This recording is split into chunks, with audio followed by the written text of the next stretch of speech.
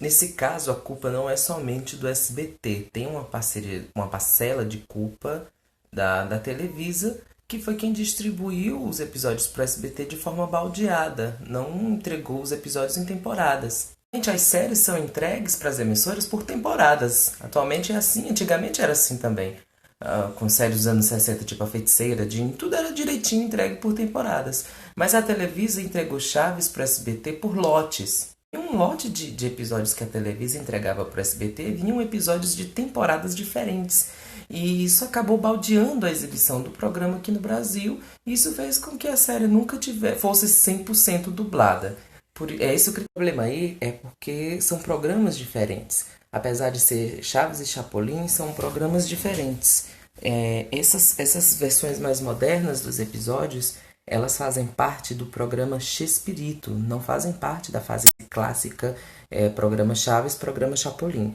A gente sabe que em 1980 a série Chaves e a série Chapolin se acabaram e se fundiu, virou o programa Chespirito, e os personagens Chaves e Chapolin começaram a aparecer dentro desse programa Chespirito como quadros secundários.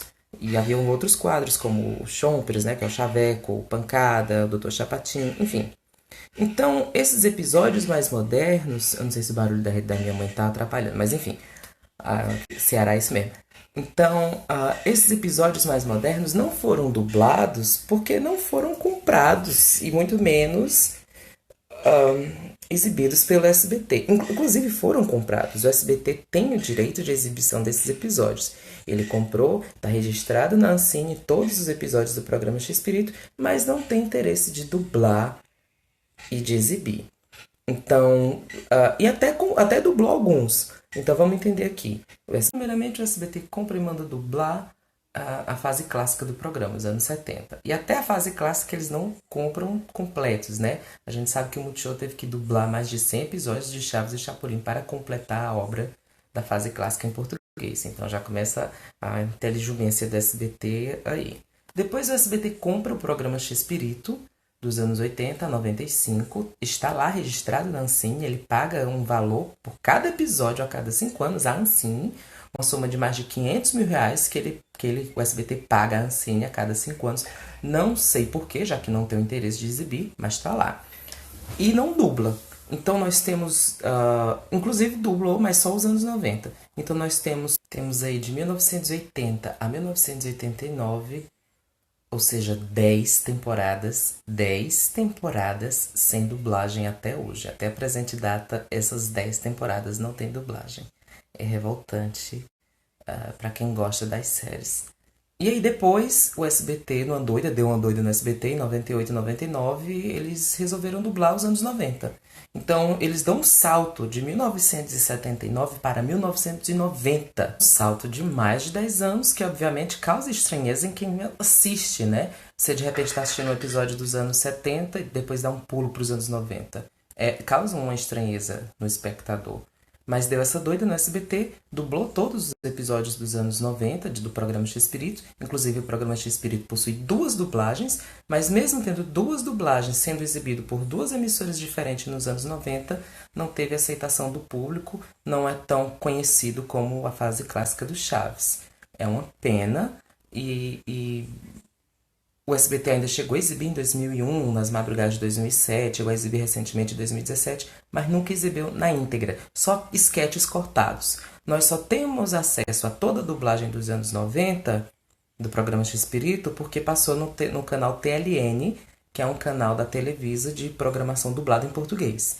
Então, em 2013 por aí passava, eu cheguei a assinar a TV para assinatura da Oi só por causa desse programa, desse canal, e eu adorava gravar, assistir e tal.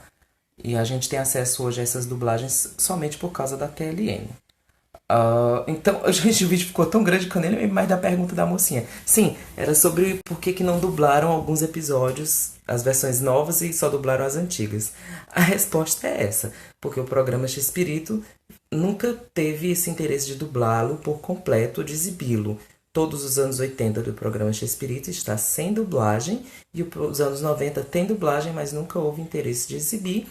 E mesmo se tivesse interesse de ser exibido, talvez houvesse choque, estranheza de quem vai assistir, por não ter acompanhado a evolução física dos atores. Então eu acho que o mais correto seria exibir desde os anos 80. Exibe Chaves anos 70, quando termina o último episódio de 79, passa para o de 1980, e aí a gente vai assistindo na ordem cronológica, e aí o nosso olho vai se acostumando aos poucos à mudança física dos personagens, envelhecer e essas coisas. Porque começando assistindo dos anos 70 e pular de 79 para 90 é um choque, obviamente. E é porque você não viu o calção, querido. Meu Deus do céu. Sim, pode dizer que sou louco.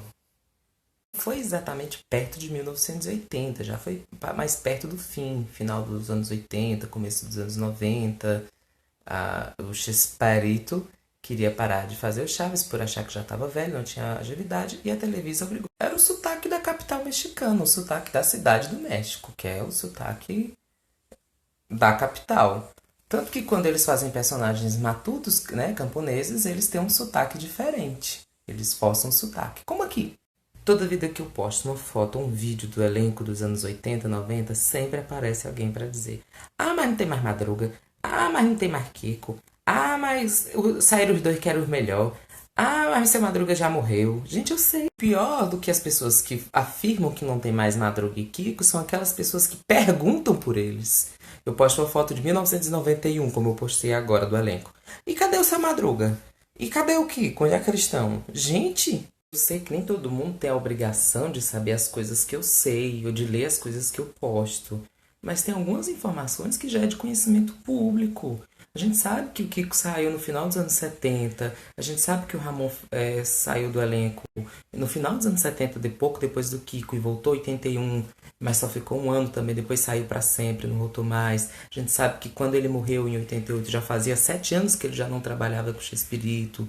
E a gente sabe que os dois saíram porque quiseram. Então não precisa toda a vida ficar: ah, mas essa foto não tem Madruga, não tem Kiko. Ah, nesse vídeo não tem Madruga, não tem Kiko.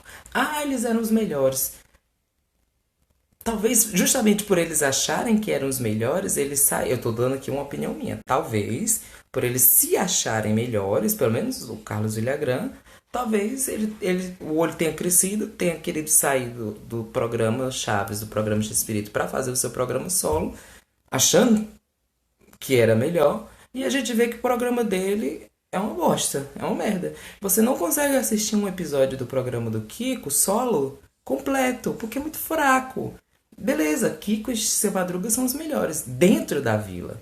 Fora da vila, infelizmente os dois não têm essa força. E os dois ainda chegaram a trabalhar juntos, a atuar juntos na série e tal. Mas mesmo assim, os dois melhores atuando juntos, fora da vila, não era a mesma. Voltando à pergunta, me incomoda ler esse tipo de comentário. A gente tem algumas informações que a gente já sabe e alguns outros comentários que me deixam realmente estressados.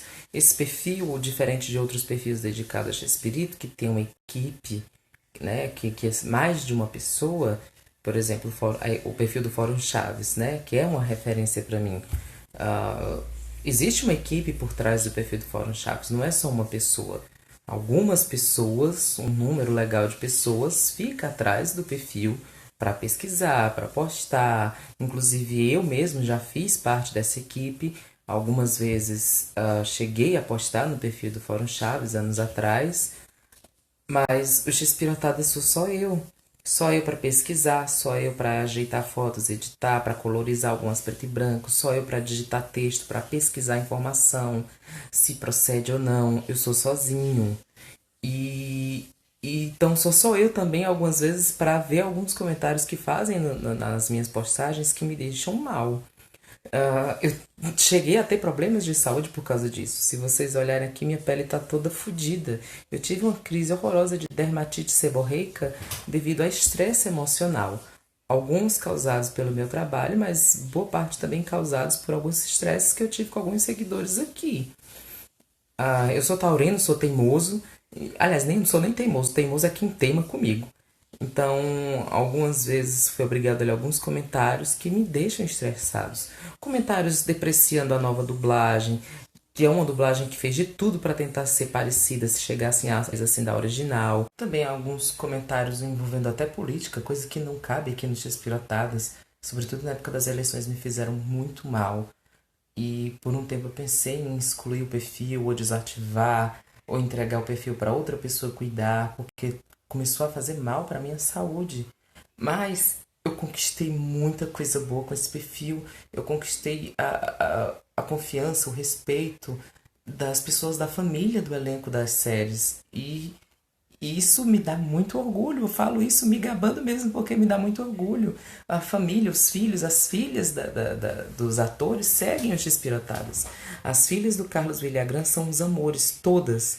Eu tenho um carinho por elas, elas seguem, elas curtem, às vezes elas me mandam mensagem corrigindo alguma informação ou outra. Alguns filhos, filhas no caso, né? E alguns netos do Seu Madruga. O Miguel Valdez, que é neto do Seu Madruga, vez por outra a gente está conversando por mensagem, no direct. Tem uma filha do Ramon que me segue também, já me deu algumas correções, duas na verdade. Tem neta do Ramon que me segue e me corrige alguma informação quando eu passo errada. As filhas do Horácio e do Godines também seguem e me mandam mensagens. Gente, isso me deixa muito envaidecido, isso me deixa muito envaidecido. E só a família, como os próprios atores. Pelo menos assim, a Chiquinha, a Maria Antonieta, no meu perfil no X-Pirotadas do Facebook, ela acompanha, ela vê as postagens e ela às vezes compartilha postagens minhas no perfil oficial dela. Ultimamente não, né? Porque ela passou pela perda pessoal do marido e tal. Mas se vocês forem no perfil oficial da Chiquinha, vocês descendo, vocês vão ver que vez por outra ela compartilha material do X-Pirotadas. E isso, como fã, poxa, isso me deixa muito lisonjeado.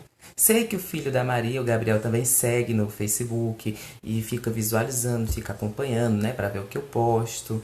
Então, isso faz com. Isso me incentiva a continuar pesquisando, a continuar postando. Claro que o foco, obviamente, são os fãs que procuram conhecer mais sobre a obra, mas saber que a família, saber que os atores assistem, né, observam, veem o meu trabalho aqui no perfil, isso, sem falsa modéstia nenhuma, isso me deixa muito envaidecido e eu fico muito feliz com isso. Gente, eu acho que essa é a primeira vez que eu faço tanto vídeo assim num dia só. Tem várias perguntas ainda, não sei se eu deixo pra depois, né? Tem essas zoadas externas e tal, mas enfim. Eu só queria falar isso. Não adianta perguntar o nome dos perfis dos familiares, porque obviamente por uma questão de privacidade eu não vou dizer, mas o importante é eu saber que realmente tem gente da família que acompanha esse trabalho do X-Pirotadas, bacana.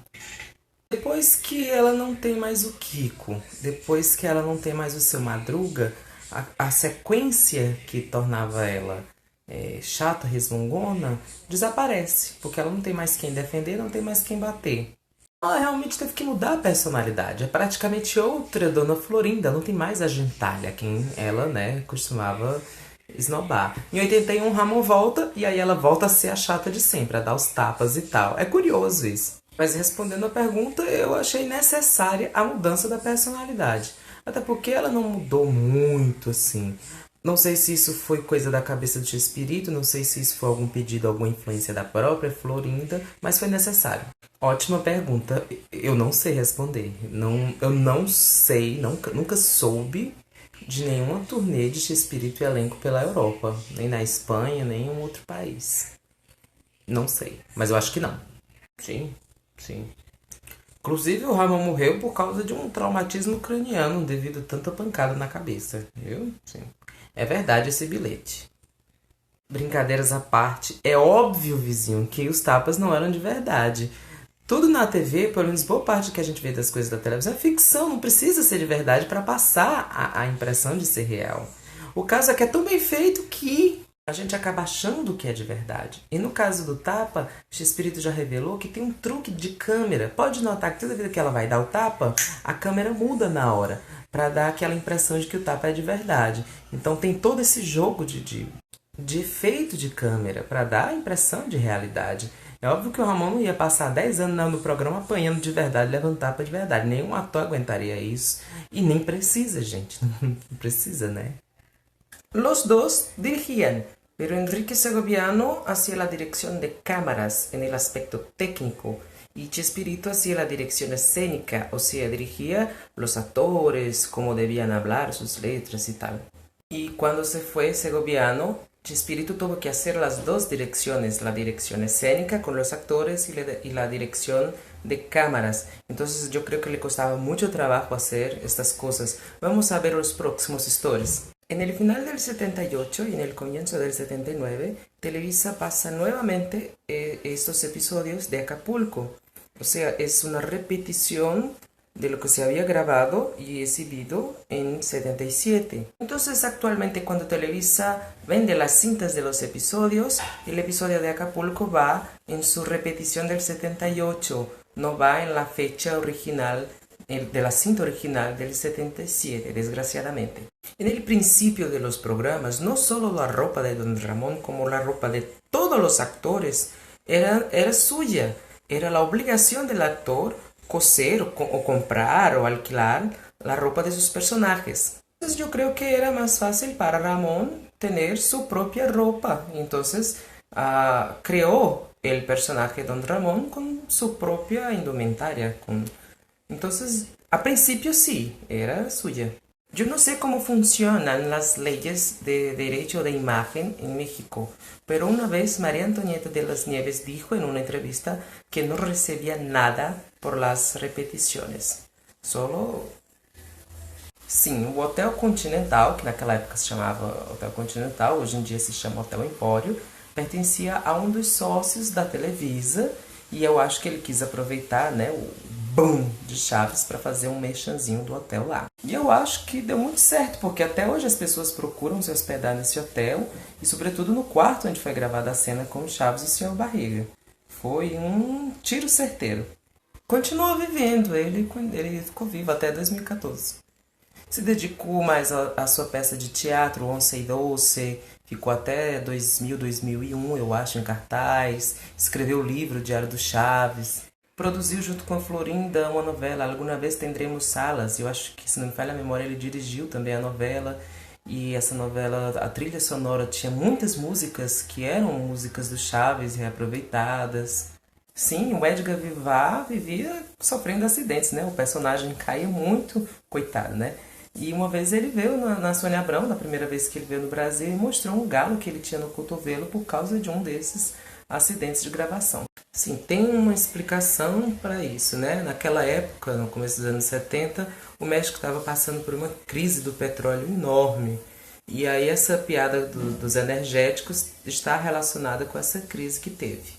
Vizinho, isso foi uma estratégia para que ele continuasse sendo chamado de El Chavo del Ocho, Chaves do Oito, porque o programa começou no canal 8, no México, mas depois foi transferido para o canal 2. Então a direção do canal 2, que é a Televisa, né, o canal das estrelas, queria que mudasse o nome dele de El Chavo del Ocho para El Chavo del Dos. E Chespirito não gostou, então usaram essa desculpa de que ele morava no 8. Não. Teve até uma proposta deles virem em 92, tinha sido pago, eles já estavam aprendendo português porque não queriam ser dublados, mas aí teve aquele negócio, aquele problema com o colo, né, e o movimento dos caras pintados, e aí eles não vieram. Isso nunca foi revelado nem há de ser, só se o Espírito tiver escrito em algum testamento escondido isso. Mas não tem nada revelado o nome dele não. Obrigado pelo carinho, pela consideração. É muito difícil, tem muito pouco material dos bastidores. Eu vou mostrar, olha o próximo story que eu vou mostrar um trechinho que eu achei dos bastidores de um episódio do Chapolin de 1990. Nunca foi mostrado num episódio. Tem personagens que são apenas mencionados, como o dono da venda da esquina, a porteira lá da portaria, a mãe do Nhonho. Nunca tiveram um ator que interpretasse esses personagens, ou uma atriz.